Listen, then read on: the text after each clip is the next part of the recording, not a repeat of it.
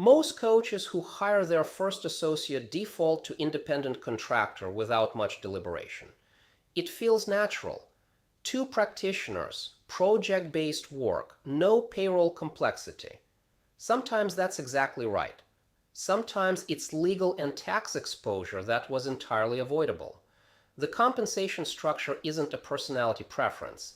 It's a legal classification with IRS and state labor consequences. Most coaches who hire their first associate default to independent contractor without much deliberation. It feels natural. Two practitioners, project-based work, no payroll complexity.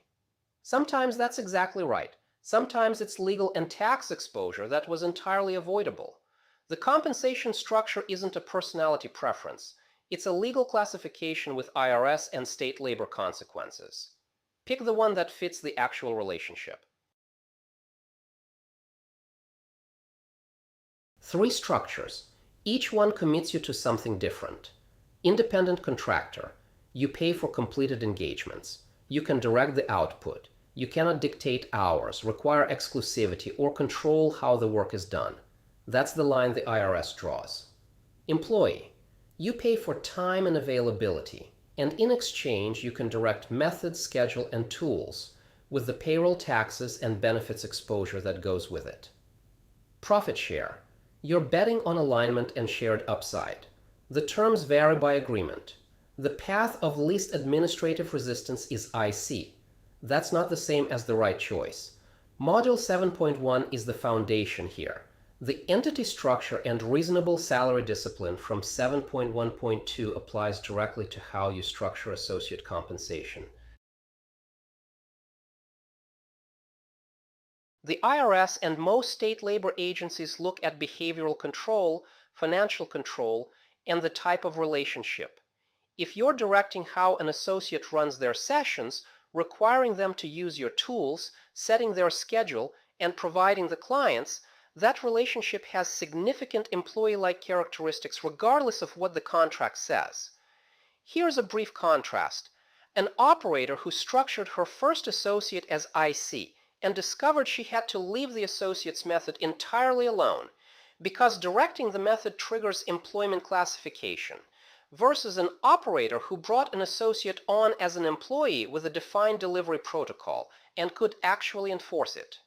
The structure choice determines how much quality control you can exercise.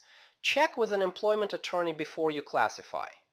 The downside of misclassification is not a spreadsheet error. Here's the part that surprises most coaches.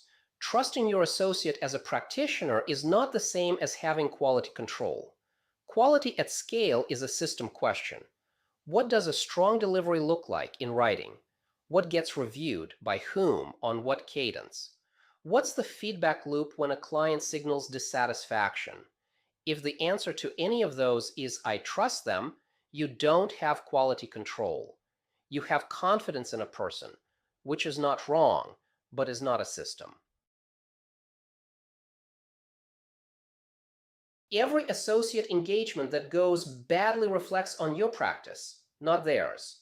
The client hired your brand. They're evaluating your work.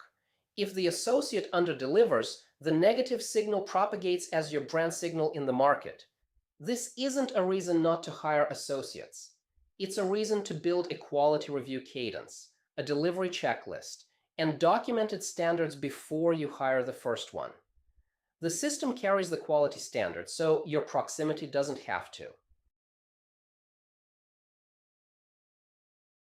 The things you currently carry in your head. What a strong discovery conversation sounds like in your model. When a client is disengaged versus challenged versus poorly matched. How you handle a coaching agreement that isn't producing results. What your ethical floor is when a client's goals shift.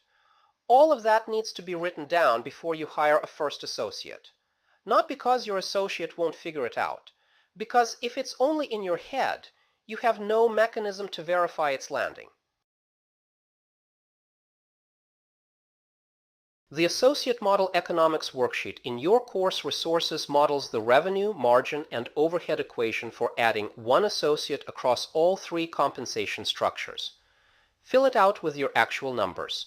Current solo capacity revenue, your effective hourly rate, honest estimate of management hours per week, and the engagement volume you'd need from the associate to break even. Most operators find the break-even is higher than the gut estimate before they run the math.